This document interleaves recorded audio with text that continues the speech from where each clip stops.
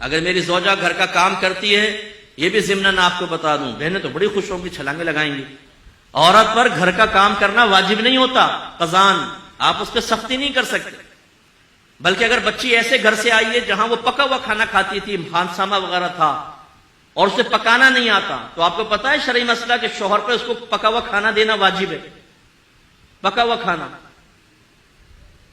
بیوی کے اوپر کپڑے دھونا، برتن دھونا، استری کرنا، بچے سنبھالنا کوئی واجب نہیں ہے، دودھ بھی پلانا ماں پر واجب نہیں ہوتا، ہاں اگر بچہ کسی اور ماں کا دودھ قبول نہ کرے تو الگ بات ہے، پھر اس کو پلانا واجب ہوگا، ورنہ ماں پہ دودھ تک پلانا بچے کو واجب نہیں ہوتا۔ یہ آپ نے دین کبھی سیکھا ہے؟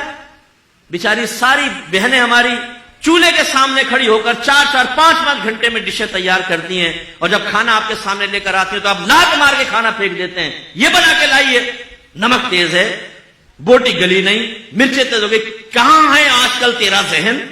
انہیں بتاؤ کہاں ہے، پوری رپورٹ دو سارے دن کی، کہاں ہے ان کا ذہن؟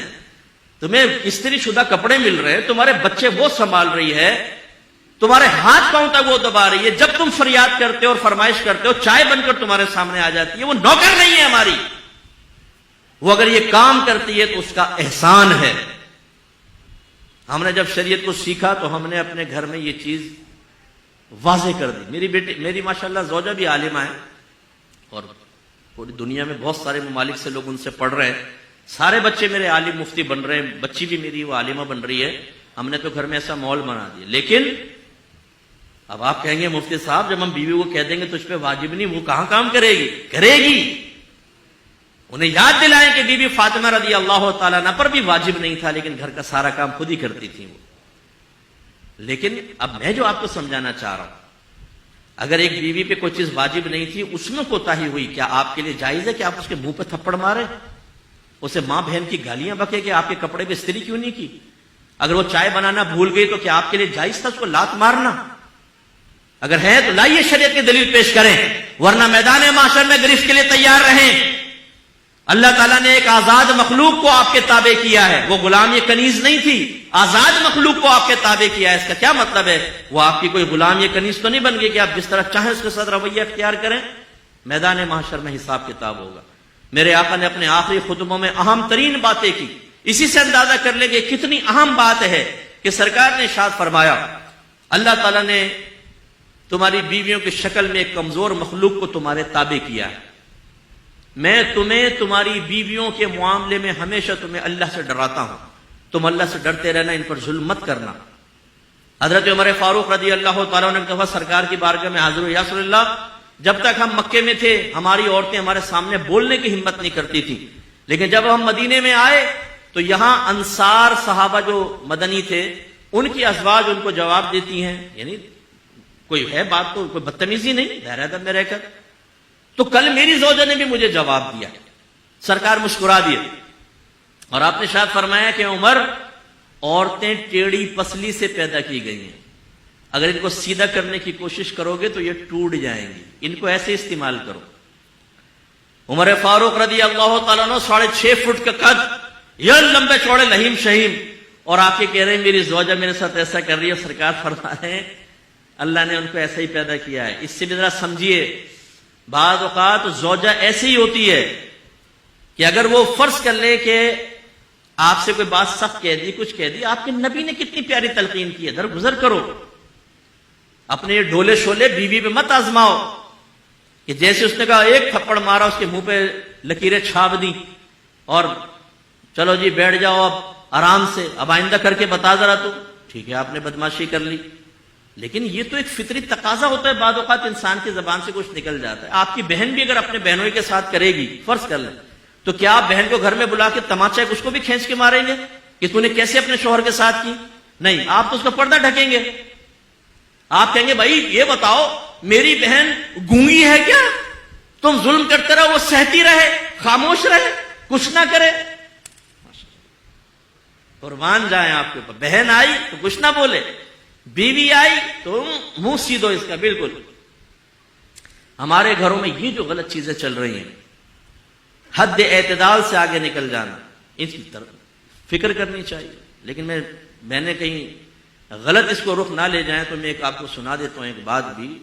ایک بھائی نے کہا کہ یار میری بیوی کام ہی نہیں کر رہی گھر کا. جب اس کو کہا کہ کام کرو تو اس نے سنا دیے 2-4 کلپ کہ ہم پہ تو واجب ہی نہیں ہے گھر کا کام کرنا. تو پھر اس کو یہ ترکیب بتائے گی کہ تم ایسا کرو کہ اپنی زوجت سے کہو کہ ٹھیک ہے تم پہ واجب نہیں، بالکل نہ کرو، لیکن شریعت نے مجھے دوسری شادی کرنے کی اجازت دی ہے اور دوسری بیوی میں اسی شرط پہ لے کر آؤں گا کہ گھر کی کام کرے گی، تم بالکل نہ کرو. پتہ چلا کہ بیوی نے کہا نہیں میں کرنے کے لیے تیار ہوں، تم یہ قدم نہ اٹھاؤ. تو یہ بہنوں کو بھی چاہیے دیانتاً گھر کا کام کرے. لیکن میں جو آپ کو سمجھانا چاہ رہا ہوں، اب یہ دیکھیں، میری والدہ ابھی فوت ہوئی ہیں، والد بھی تھے والدہ. ہم نے زوجوں کو صاف بتا دیا تھا کہ آپ پر ہمارے ماں باپ کی خدمت کرنا واجب نہیں ہے، لیکن ماں باپ سمجھ کے کریں گی تو آپ میرا دل جیتیں گی، ہماری دل جوئی ہوگی، خوشی ہوگی. نہیں کریں گی ہمیں کوئی شکوہ نہیں ہوگا آپ سے. یہ کلیئرلی ہمیں میسج دینا لازم ہے تاکہ ہمارے بچے بھی اس کو سیکھیں اور سمجھیں. تو آج اگر ہماری زوجہ گھر میں کوئی کام کرتی ہیں، زیادہ کام کرتی ہے، ہم دسترخوان پہ بیٹھے ہوتے ہیں، بچوں سے کہتے ہیں اپنی والدہ کا شکریہ ادا کرو کہ انہوں نے 4 گھنٹے چولہے کے سامنے کھڑے ہو کر تمہارے لیے کھانا بنایا، تمہارے کپڑے دھوئے ہیں، ہر چیز پہ شکریہ ادا کرتے ہیں، اس کی عادت بناتے ہیں تاکہ قدر و قیمت رہے.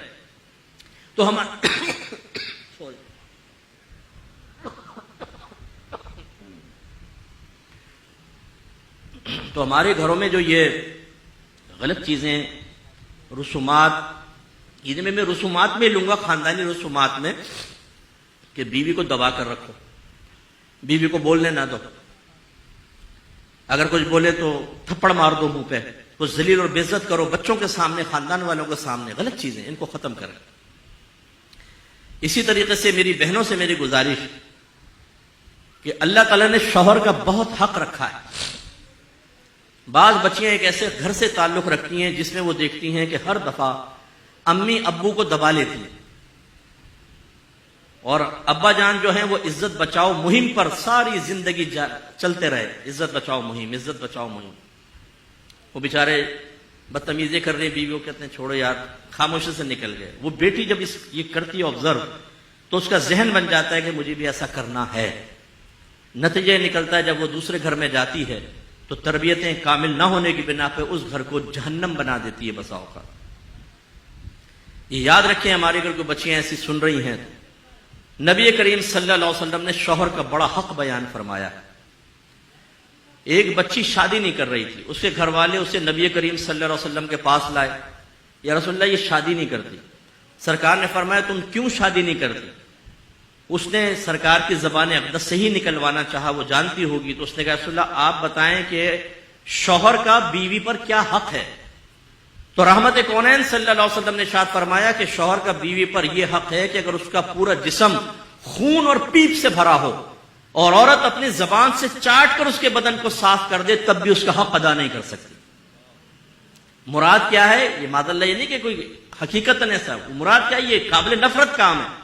یعنی عورت شوہر کا حق اسی وقت ادا کر سکتی ہے جب اس کی طرف سے آنے والی تلخیوں، کمیوں کے اوپر صبر کرے اور اللہ کی رضا کے لیے اس کا گزارا ساتھ دیتی رہے. اتنا حق رکھا ہے. اور ایک روایت میں فرمایا کہ اگر میں مخلوق کو سجدہ کرنے کا حکم دیتا تو بیویوں کو حکم دیتا کہ اپنے شوہروں کو سجدہ کریں، لیکن سجدہ تو صرف اللہ کے لیے ہی جائز ہے. اس سے ہماری وہ بہنیں ذرا درس حاصل کریں جو شوہر کو آنکھوں میں آنکھیں ڈال کے گفتگو کرتی ہیں. بعض اوقات تو گریبان پکڑ لیتی ہیں، ماں بہن کی گالیاں بکتی ہیں. ہمارے پاس تو کیسز آتے رہتے ہیں اس طرح کے بے شمار. وہ ایک بہن نے روتے ہوئے کہا مفتی صاحب میرے شوہر نے مجھے مارا پیٹا، گالیاں بکیں. تو میں چونکہ تجربہ کار ہوں ان چیزوں کا، تھوڑا سا تجربہ کار سے مراد لوگوں کے مسائل سننے کے اعتبار سے، یہ نہیں کہ گھر میں کوئی تجربے کر رہا ہوں. تو میں نے ان خاتون سے کہا کہ آپ پہلے تو رونا بند کریں، پھر مجھے سچ سچ بتائیے گا آپ نے کیا کیا تھا. کہنے کہ میں نے بھی گریبان پکڑ کے کھینچا تھا اور گالیاں کڈی سی. لو جی بھیا آپ نے کیا کیا؟ یہ تو یہ ہمارے یہاں چل رہا ہے. ایک مخصوص کمیونٹی ہے ہمارے ملک میں، اس سے تعلق رکھنے والی ایک بچی تھی. اس نے اپنا بتایا کہ میں نے شوہر کو زمین پہ پٹک دیا اور چھری اس کی گردن پہ رکھ دی اور میں نے کہا دے 3 طلاق. اس نے 3 طلاقیں دے دی. مفتی صاحب ہو گئی 3 طلاقیں. اب بھولے پن کی انتہا دیکھیں آپ، اور اس کی شیرنی کی بہادری دیکھیں آپ. اب یہ لڑکی کیسے سے بہادر بن گئی؟ اپنی ماں کو دیکھا ہوگا، اپنی خالہ کو دیکھا ہوگا کہ ہر ایک نے لمبے ناخن رکھ کے منہ کے شوہر کے منہوں کو چھیلا ہے اور کچلا ہے، تو وہ بھی اس میں پڑ گئی. تو تو اس کا مطلب یہ ہوا کہ ڈس بیلنسی جو ہے وہ جانبین سے ہے اور بڑوں کی طرف سے بھی ہے، اور ان سب کا نتیجہ اور معال وہی ہوگا جو میں نے ابتدا کی، علم دین سے دوری، شریعت سے دوری۔ ہمیں پتہ ہی نہیں کیا کرنا ہے، کیا نہیں کرنا، کیسے کرنا ہے، کیسے نہیں کرنا۔ اپنی عقل، اپنے خاندان، اپنے دوستوں یا سہیلیوں یا بڑوں کے مشوروں سے جب آپ گھر چلائیں گے تو ہزارہ چیزیں شریعت کے خلاف ہوں گی اور ان کی بے برکتی آپ کے سامنے آئے گی۔